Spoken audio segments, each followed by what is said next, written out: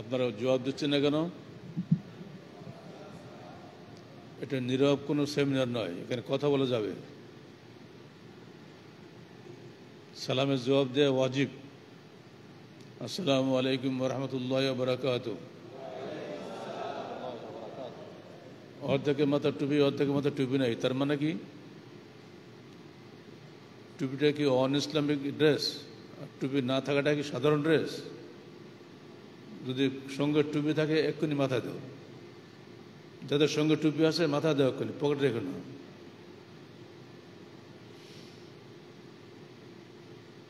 বিসমিল্লাহির রহমানির রহিম। ফাকাদ ক্বালা আল্লাহু তাআলা ফিল কালামিল মাজিদ ওয়ালাউ আমানা আহলুল কিতাবি লাকানা খায়রান লাহুম মিনহুমুল মুমিনুনা ওয়া আকসারুহুমুল ফাসিকুন লান ইয়াদুররুকুম ইল্লা আযান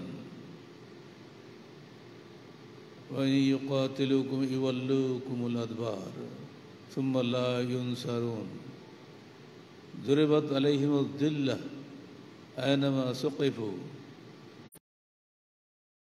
يكفرون بآيات الله ويقتلون النبيين بغير حق ذلك بما عصوا وكانوا يعتدون সূরা আলে ইমরান 110, 11, 12 পর্ব 3 আয়াত।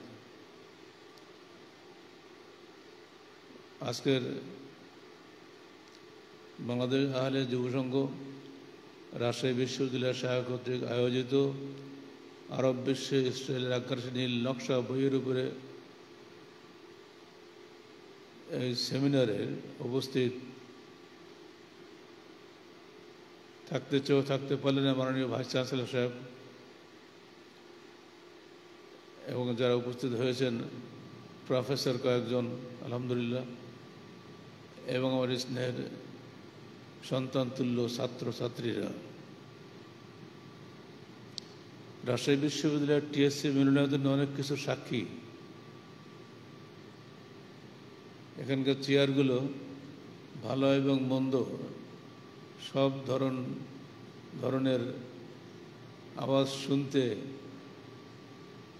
এবং স্পর্শ পেতে অভ্যস্ত। গত বছর একটা সেমিনারে অংশগ্রহণ করেছিলাম, আর এবছরে একটা, তবে আজকে উপস্থিতির সংখ্যা অনেক কম। এটা কিন্তু আমরা আশা করি নাই।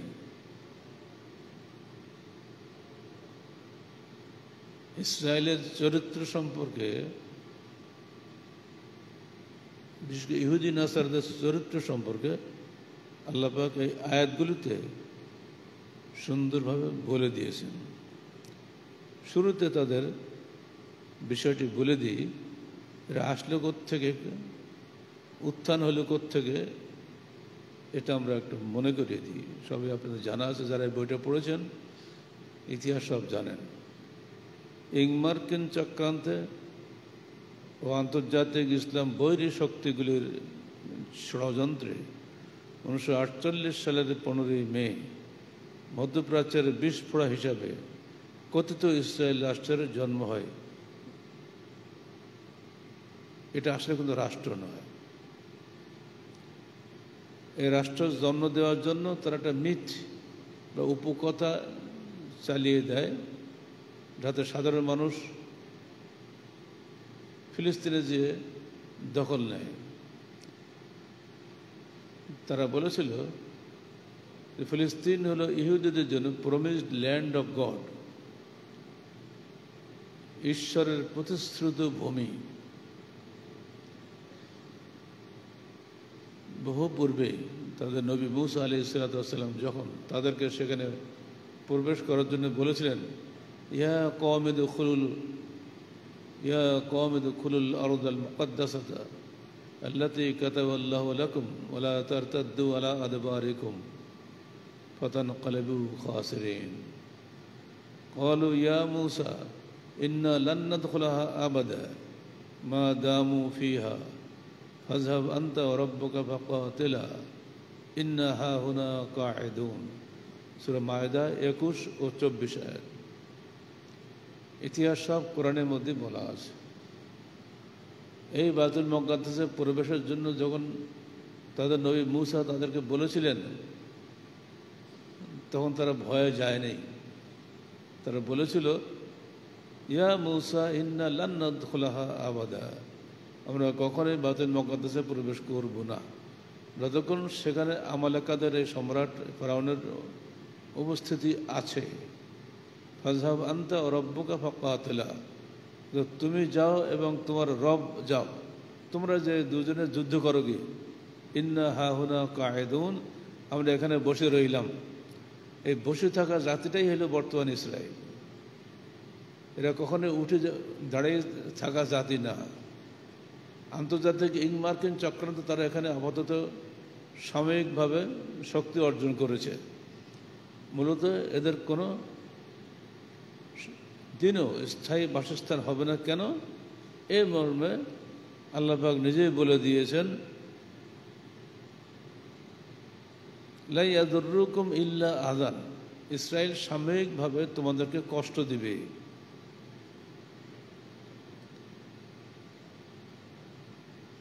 ওয়া ইন ইউকাতিলুকুম ইউওয়াল্লুকুমুল আদবার, আর যদি তারা তোমাদের সঙ্গে যুদ্ধ করতে আসে তারা পালাবে।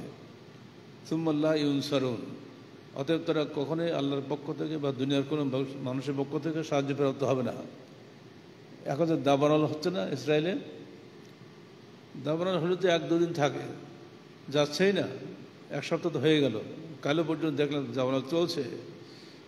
এখন ইসরায়েল বাধ্য হয়ে নেতানিয়াহু এত জোশের লোক, সারা বিশ্বের কাছে হাত পাততেছে আন্তর্জাতিক সহযোগিতা চেয়ে। সুম্মা লা ইউনসারুন, আল্লাহ বলছেন না, ওরা সাহায্য প্রাপ্ত হবে না। পুঁজিবাটা একটা ট্রাম্প, ডোনাল্ড ট্রাম্প, মানে যারা ওকে জন্ম দিয়েছে, এরা ছাড়া বিশ্বের কোনো রাষ্ট্র ওদের ডাকে সাড়া দিবে না, আল্লাহ আগেই বলে দিয়েছে।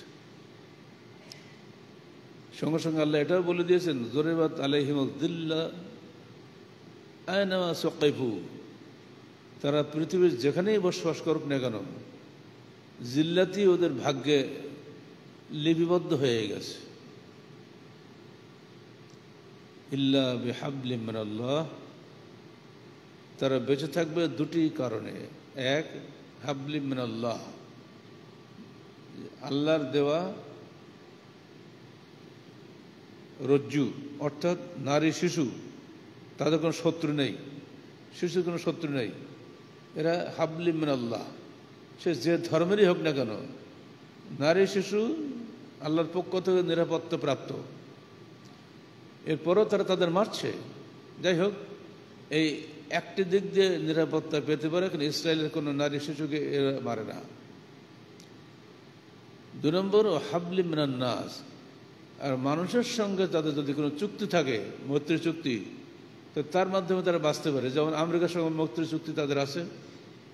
জো বাইডেন ইহুদি ছিল,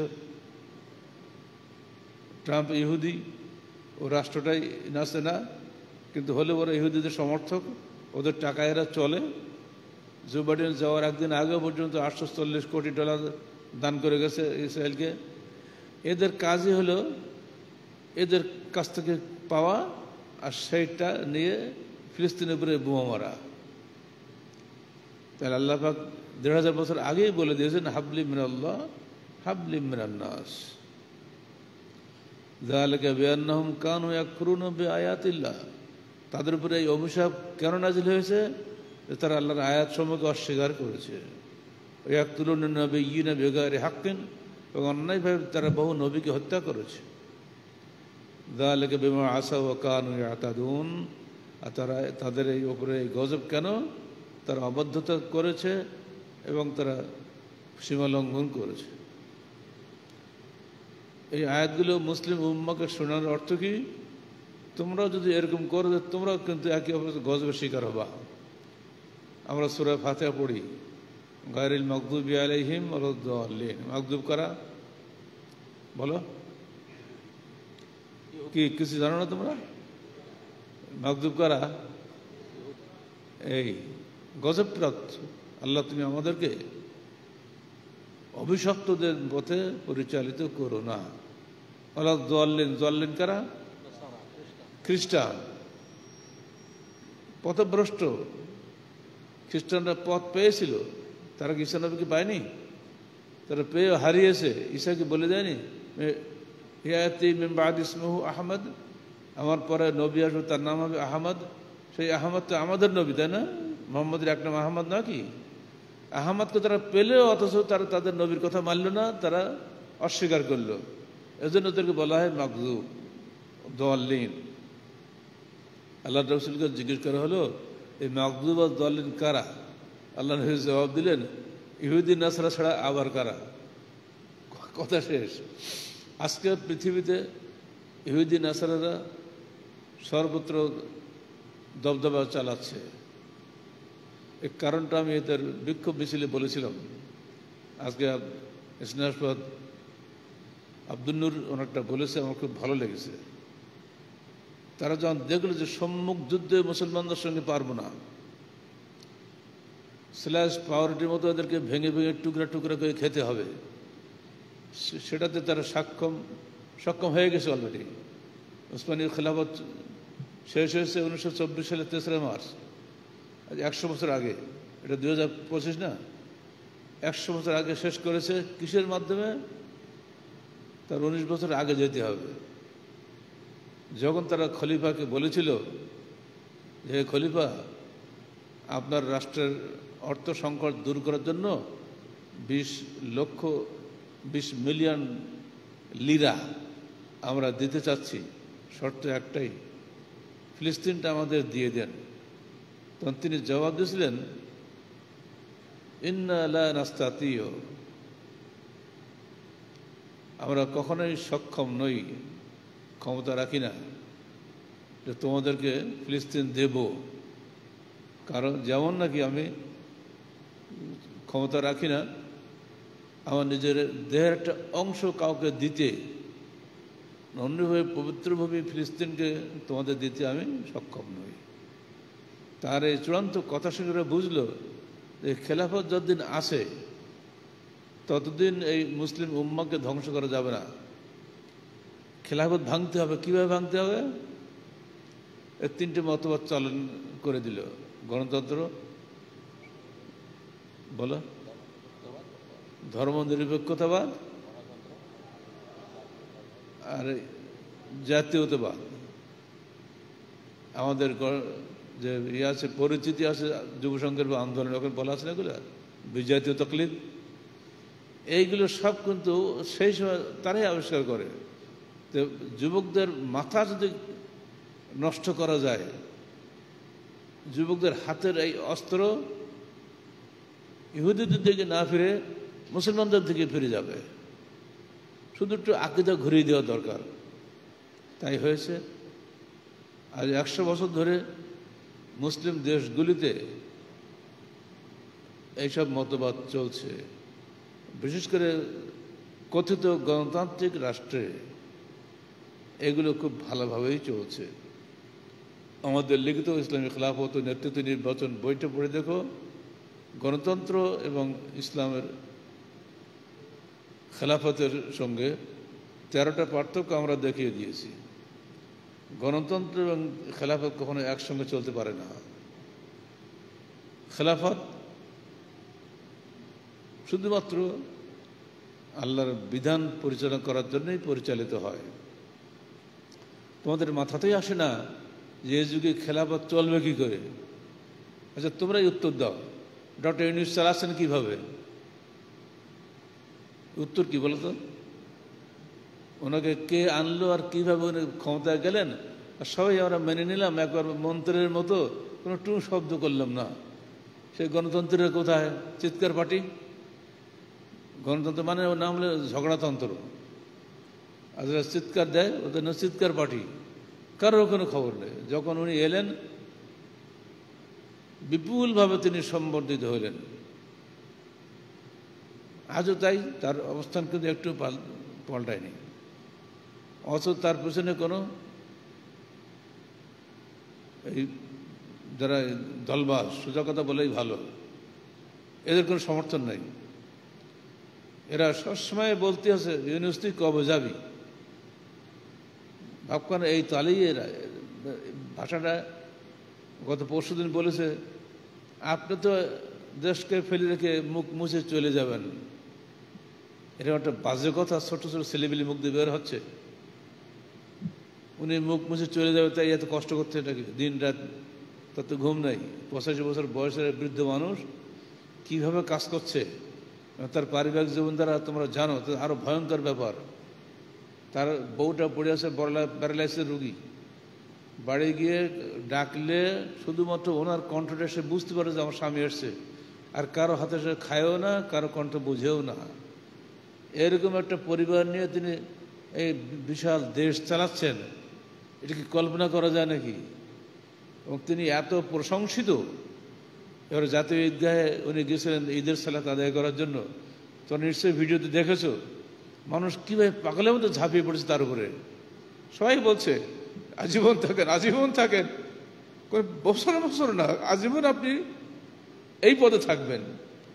সেদিন কাতার গিয়েছে, স্লোগান ভেসে আসতেছে, আপনি আগামী 5 বছর অবশ্যই থাকবেন। বলেনি বাংলাদেশের ইতিহাসে কোনো রাষ্ট্রপ্রধান এইভাবে বিদেশে গিয়ে এবং নিজের দেশে সম্বর্ধিত হয়েছে বলে আমাদের জানা নাই। আর 53 বছরের বাংলাদেশের এটা রেকর্ড। যদি বলি জিয়াউর রহমান সাহেব ক্ষমতা কীভাবে আসলেন, কে জবাব দিতে পারবা? আর 1 মিনিট হলে তো উনি গুলির মুখে চলে যেতেন। ওনাকে কে ক্ষমতা নিয়ে আসলো? কোনো উত্তর তোমাদের কাছে নাই। তাও তো বলতো আল্লাহ বলে তো মনে হয়, তাও তো বলছে না, মানে মনে হচ্ছে কত বোবা বসে সামনে, আল্লাহ নিয়ে আসেনি। উনি তো জানতেনই না যে উনি এই মৃত্যুর হাত থেকে বাঁচতে পারেন। কর্নেল তাহার তো এসে গেছিল বুড়ি, কোথার থেকে কোথায় কীভাবে কী হয়ে গেল, জিয়াউর রহমান সাহেব ক্ষমতা চলে এলেন। এরশাদ সাহেবের অবস্থাও তাই। গণতন্ত্রের মাধ্যমে দেশে কেউ ক্ষমতা আসেনি, ক্ষমতায় এসে কেউই সুখ্যাতি অর্জন করতে পারে নাই। তত্ত্বাবধায়ক সরকার ছিল বিচারপতি লতিফুর রহমান সাহেবের আমলে, মনে পড়ে? উনি প্রায় 1 বছর 11 মাস 10 দিন ছিলেন, প্রায় 2 বছরের মতোই ছিলেন। 90 দিন তো থাকার কথা, তাই না? 90 দিনের জায়গায় তিনি যে প্রায় 2 বছর থাকলেন, কেউ টু শব্দ করলেন না যে আপনি নামেন, আপনার মেয়াদ শেষ। যখন তিনি অফিস ছেড়ে চলে যাচ্ছেন, তার কর্মচারীর চোখের পানি পড়তেছে, সেই আর উনি বারবার তাকাচ্ছেন। সেই ছবি আমি কারাগারে বসে ছবি দেখলাম পত্রিকায়, যে এত জনপ্রিয়তা তিনি পেয়েছিলেন। তার লিখিত আত্মজীবনী আমি কারাগারে বসে পড়েছি। মাত্র 1টা নম্বরের জন্য তিনি ইউনিভার্সিটি লেকচারার হতে পারেন নাই। তৎকালীন শিক্ষামন্ত্রী যশোরে গিয়েছিলেন, তিনি গেলে লতিফুর রহমান সাহেবের বাপের বাড়িতে উঠতেন, তাহলে কত ইন্টিমেসি ছিল তাদের মধ্যে। তো সেদিন তার বাপ বলল, আমার ছেলে লতিফুর তো 1 মার্ক কম পেয়ে MA পাস করতে পারেনি, ফার্স্ট ক্লাস পায়নি, তো কি করা যায়? ইনি কিন্তু শিক্ষামন্ত্রী। উনি জবাব দিচ্ছেন, আমি দোয়া করি ওই 1 মার্ক তাকে সবচেয়ে সম্মানিত করবে। তাই করেনি। 1 মার্ক পেয়ে তিনি ইউনিভার্সিটি লেকচার হতে পারেননি বটে, সারা দেশের নেতা হয়েছিলেন। বলো আলহামদুলিল্লাহ। কারণ ওই 1 মার্কের জন্য যদি তাকে সুপারিশ করা হয়তো, হয়তো শিক্ষামন্ত্রী তাকে চাকরি দিয়েও দিতে পারতেন, কিন্তু তিনি দেন নাই। তো না, নীতিবিগরহিত ভাবে কোনো কাজ করলে তাতে আল্লাহ বরকত দেন না। এর মধ্যে ছাত্রদের জন্য শিক্ষণীয় আছে।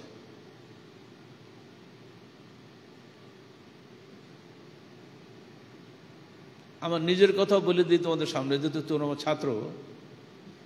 আমি যখন এই বিশ্ববিদ্যালয়ে অ্যাপ্লাই করি, তখন আমার সিরিয়াল ছিল 10, অর্থাৎ উপরে 9 জনই অনার্স মাস্টার ডিগ্রিওয়ালা এবং অনার্স টিচিং এক্সপিরিয়েন্সওয়ালা। আর আমি পাস কোর্সের লোক, জীবনে অনার্স ক্লাস নিয়ে এত প্রশ্নে উঠে গে, ওই ধারে অনার্স কি বলতাম জানি না। কিন্তু এক্সটার্নাল যে প্রশ্ন করছেন ঢাকা ইউনিভার্সিটির প্রফেসর তিনি আরবিতে যেই প্রশ্ন করে আমি সেই দিনান্তের উত্তর দিয়ে দিচ্ছি।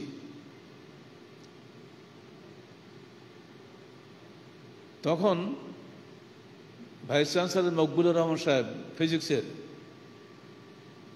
উনি এত খুশি হয়েছেন যে উনি ডক্টর রহমানী সাহেবকে, অর্থাৎ তৎকালীন চেয়ারম্যান আরবি বিভাগের, তাকে বলেই ফেললেন আমার সামনে একেবারে, কি রহমানী সাহেব, কি দেখে এদের আপনি অনার্স ডিগ্রি দিয়েছেন, আর এই ছেলে অনার্স চেহারা দেখেনি, সে প্রশ্নের আগে উত্তর দিতে দিচ্ছে আরবিতে, কি ব্যাপার? 1274 জন ছাত্রের মধ্যে পাস কোর্সের আমি ফার্স্ট হয়েছি তখন, সেই সময়। কিন্তু আমার অপরাধ, আমি অনার্স পড়ি নাই। রাজশাহী বিশ্ববিদ্যালয়ে আমার চেয়ে বেশি মার্ক তখন কেউ পায়নি। পাস করছে অবশ্যই, পাস করছে কোনো মূল্য নেই তখন, এখন তো অবশ্যই মূল্য আছে বোধ হয় জানি না, তখন পাস করছে কোনো মূল্যই নাই, এত ঘৃণার চোখে দেখা হইতো। ভিসি সাহেব বলেই ফেললেন আমি এই ছেলেকেই নেব। বোর্ডে কিন্তু বলার নিয়ম না, একদম বোর্ডে সবার সামনে বলেই ফেললেন আমি এই ছেলেকেই নেব। আব্দুল্লাহ শিবলি সাহেবও ছিলেন ইতিহাসের, উনিও তাই বললেন। কারণ তার যে তথ্যপত্র আমাকে দিয়েছে তাতে দেখলাম যে 24টা আর্টিকেল তার লেখা ইতিমধ্যে বেরিয়ে গেছে বিভিন্ন পত্রিকায়, তার মধ্যে দৈনিক ইত্তেফাক পর্যন্ত আছে। যে ছেলে গবেষক ছেলে, আমি তাকেই লেকচারার হিসেবে নেব, আপনাদের মতো ওই অনার্স টিচারদের নেব না, কারণ কোনো উত্তরই দিতে পারেন না আপনারা। বোঝা গেল, মেধার মূল্যায়ন থাকতে হবে বিশ্ববিদ্যালয়ে, শুধু দলের মূল্যায়ন থাকলে চলবে না। ঠিক রাষ্ট্রীয় ক্ষেত্রেও তাই, সর্বোচ্চ মেধাবী লোককে ওখানে যেতে হবে। মেধাহীন দলবাজদেরকে সেখানে গেলে দেশটা শেষ করে দেবে। দলীয় শাসন কোশ্চিনকাল নিরপেক্ষ প্রশাসন উপহার দিতে পারে না। দলীয় শাসন দলীয় লোকদেরকেই দেখবে, সে তার দলের বাইরের লোকদেরকে কখনো খাতির করবে না। আর মেধাবী লোকরা কখনো বাড়ি বাড়ি যে ভোট ভিক্ষা করতে পারে না। এই বিশ্ববিদ্যালয়ে আমি 70 বছর কাটিয়েছি। 1980 সালের 10ই ডিসেম্বর আমি এখানে জয়েন করি। 2016 সালের 30শে জুন আমি এখান থেকে রিটায়ার করি। এই দীর্ঘদিন আমার অভিজ্ঞতায় আমাদের এই বিশ্ববিদ্যালয়ে যে দুটা দল আছে না, পার্টি করা দল, সবসময় এখন আছে কি নাকি? ও তো থাকবেই, তো ও ফরজ। দল না তাহলে চলে কি করে? ফরজ তো এটা। ছাত্রদের দল আছে, শিক্ষকদেরও দল আছে। আমাকে কোনো দল কোনোদিন ডাকতেও সাহস করেন যে আপনি চলেন আমাদের অমুক জায়গায় ওই টেন্টে বসে একটা মিটিং করি। আমাকে বলতো আপনি কোনো দল করেন না, তা আপনি দেশে চলবেন কি করে? তা আমি চলছি তো, চলবেন কি মানে? চলবো মানুষের পরে, এখন চলছি তো বিনা দলে, সমস্যা কি? আর এই জন্য তিক্ত অভিজ্ঞতা বলতে হয়, আমি যখন কারাগারে গেলাম, আমার নিজের ডিপার্টমেন্টের চেয়ারম্যান পর্যন্ত স্বাক্ষর করেনি আমার মুক্তির দাবিতে। যে যুবসংঘ ছেলেরা যে স্বাক্ষর অভিযান চালিয়েছিল, আমার নিজের ডিপার্টমেন্টের টিচাররা পর্যন্ত আমাদের পক্ষে একটা মুক্তির দাবি জানিয়ে স্বাক্ষর করেনি। অথচ অন্য ডিপার্টমেন্টের টিচাররা করেছিলেন। আমি তাদের সুক্রিয়া জানি, তাদের নাম আমি একজন জানি। এই তিক্ত অভিজ্ঞতা নিয়ে কিন্তু আমি এখানে বসে আছি।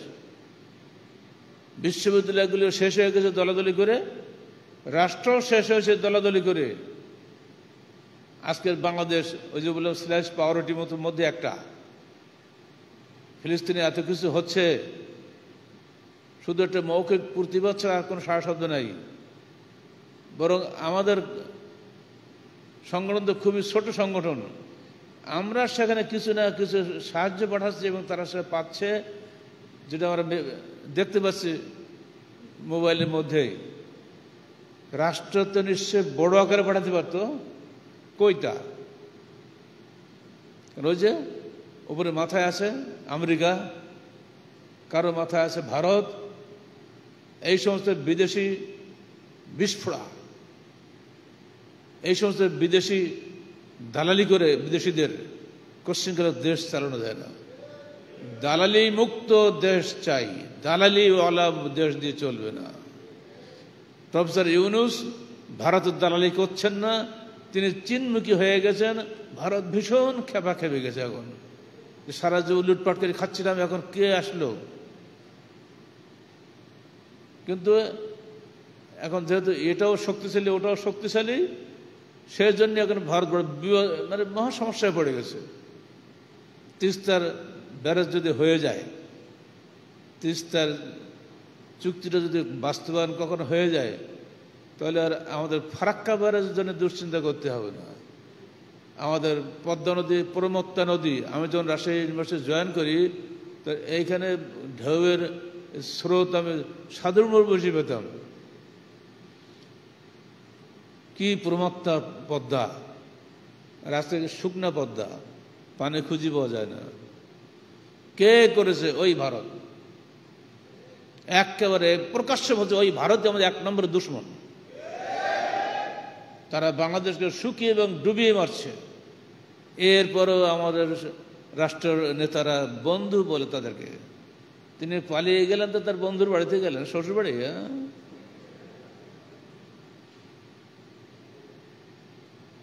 সারা জীবনে সে বন্ধুত্বের খেসারত দেওয়ার জন্য তিনি এখন সেখানে বসে আছেন, আরামসে খাচ্ছেন যাচ্ছেন। আর কি বাংলাদেশের মানুষ মারকি মারামারি করবে না। ইল্লা হাবলি মিনান নাস হাবলি মিনাল্লাহ। এই হাবলি মিনান নাস বেশি দিন টিকবে না। জরুরত আলাইহিম মাসকানা। আল্লাহর পাক বলছেন অবশ্যই সারাটা জীবন এই ইহুদি নাসারদের ভাগ্যে মাসকানা আছে, জিল্লতি আছে, নিকৃষ্টতা আছে, কখনোই টিকতে পারবে না। এই বিষয়গুলো মাথায় রেখে আপনাকে চলতে হবে।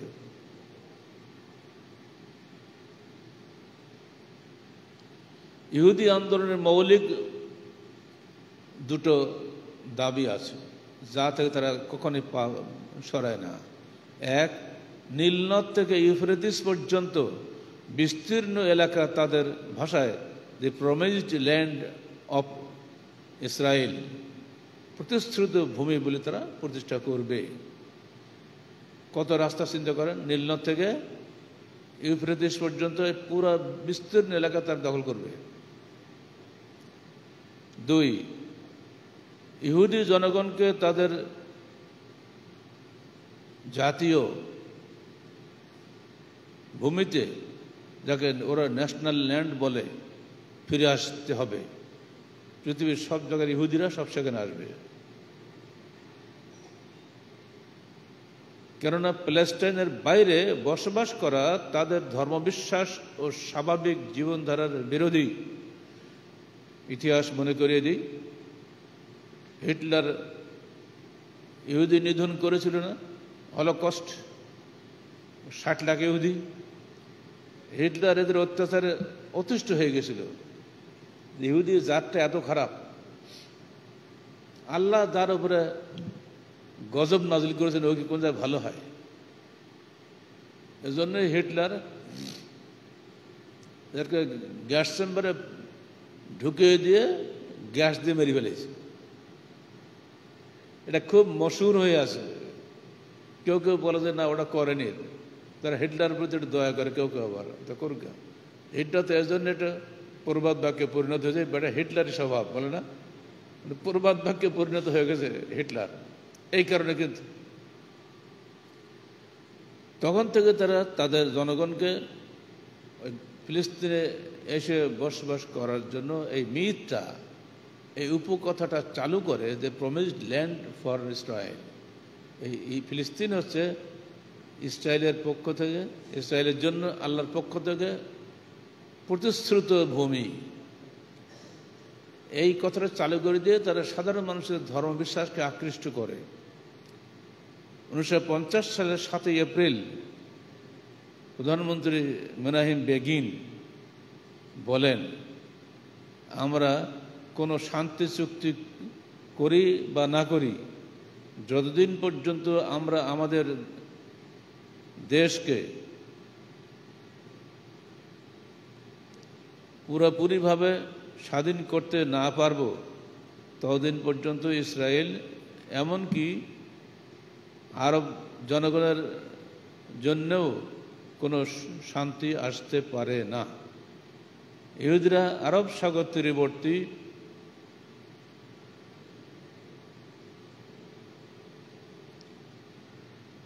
আমির শাসিত ও শেখ শাসিত দেশসমূহ দখল করতে চায়। যাতে এই এলাকার তৈল খনিগুলি কাজে লাগানো যায় এবং ভারত ও দূরপ্রাচ্যের এশীয় দেশসমূহের সঙ্গে যোগাযোগ রক্ষা করা যায়।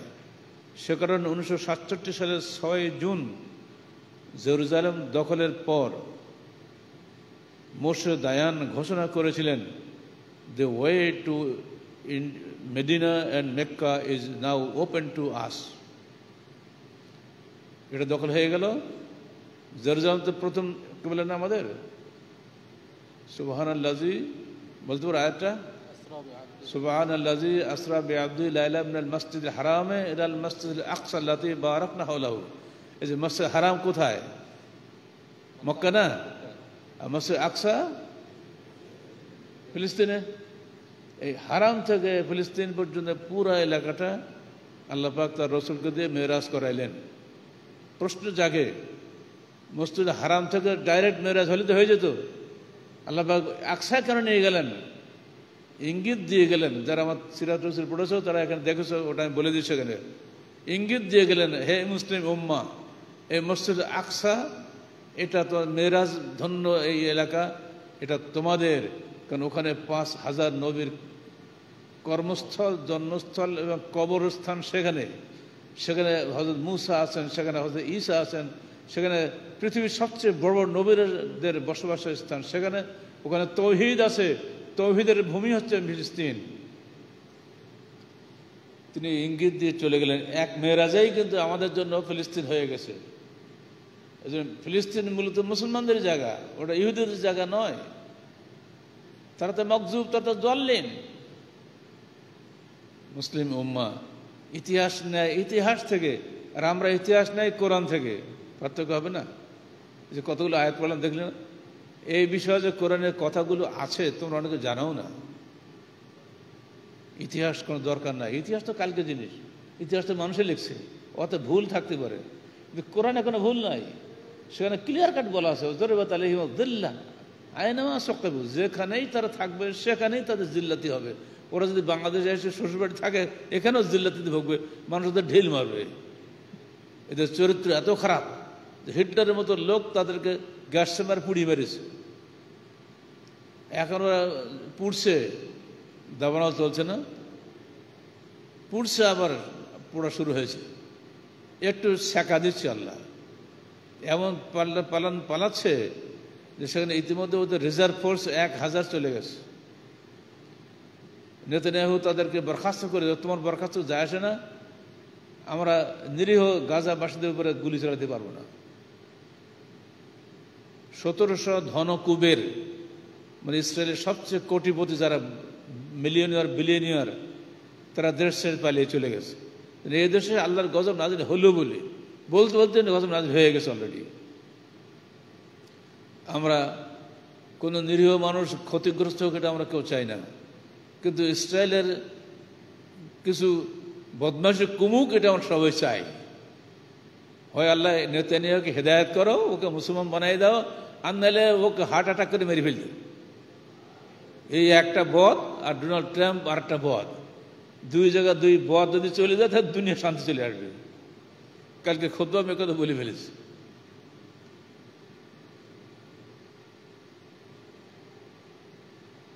তো ইংমার্কিন চক্রান্তে যে মধ্যপ্রাচ্যের বুকে ইসরায়েলের সৃষ্টি, এটা আসলে কোনো স্থায়ী কোনো বিষয় নয়, এটা একটা অস্থায়ী বিষয়। মুসলিম উম্মাহ তাদের জন্য,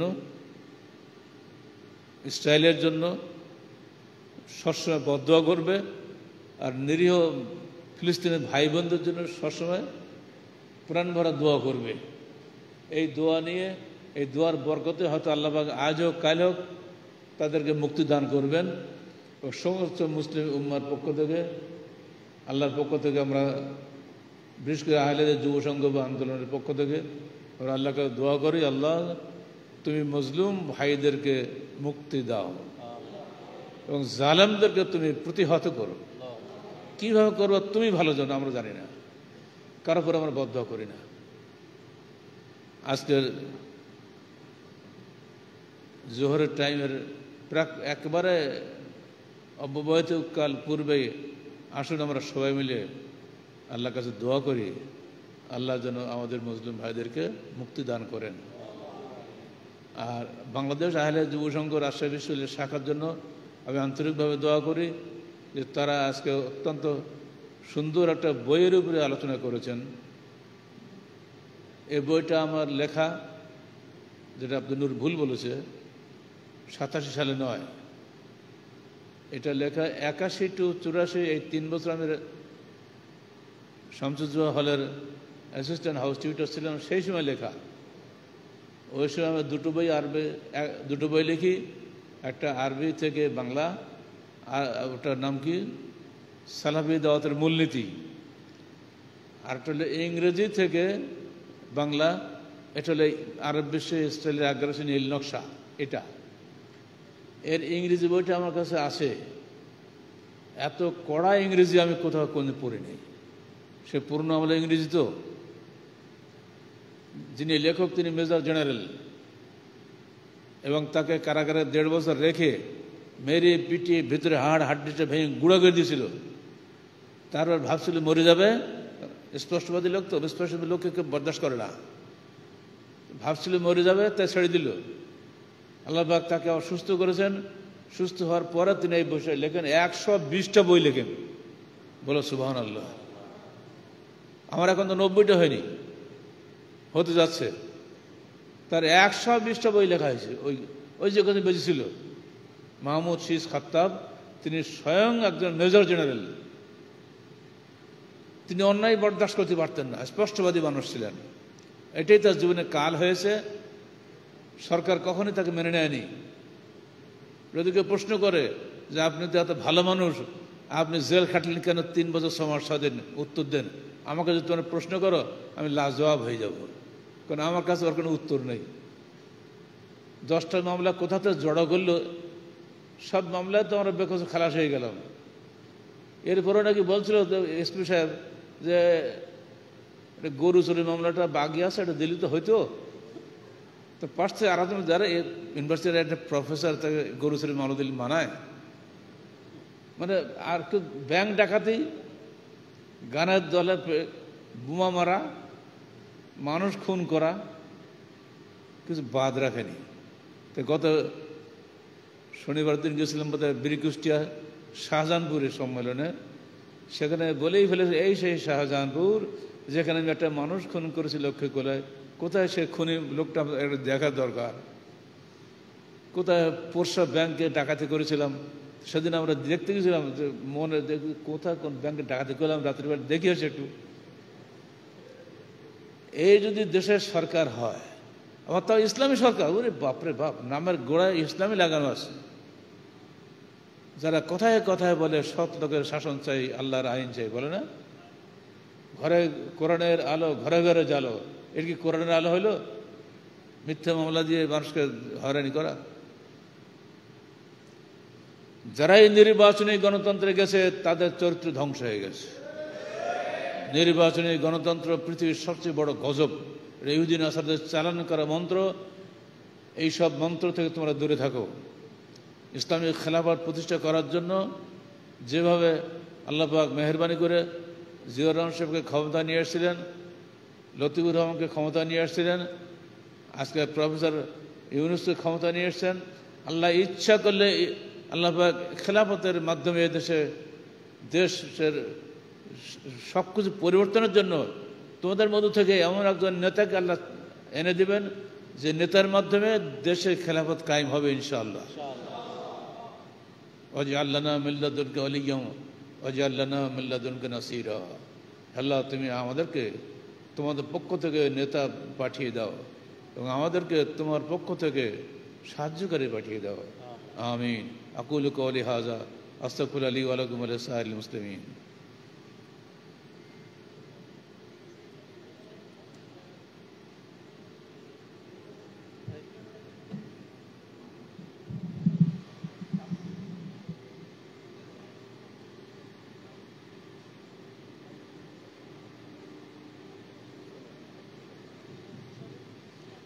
সবার জন্য নাস্তার ব্যবস্থা করা হয়েছে, আপনারা দয়া করে বাইকে সম্মানিত উপস্থিতি, আপনাদের সকলের নাস্তার ব্যবস্থা করা হয়েছে, আপনারা দয়া করে একটু নাস্তাগুলো নিয়ে যাবেন।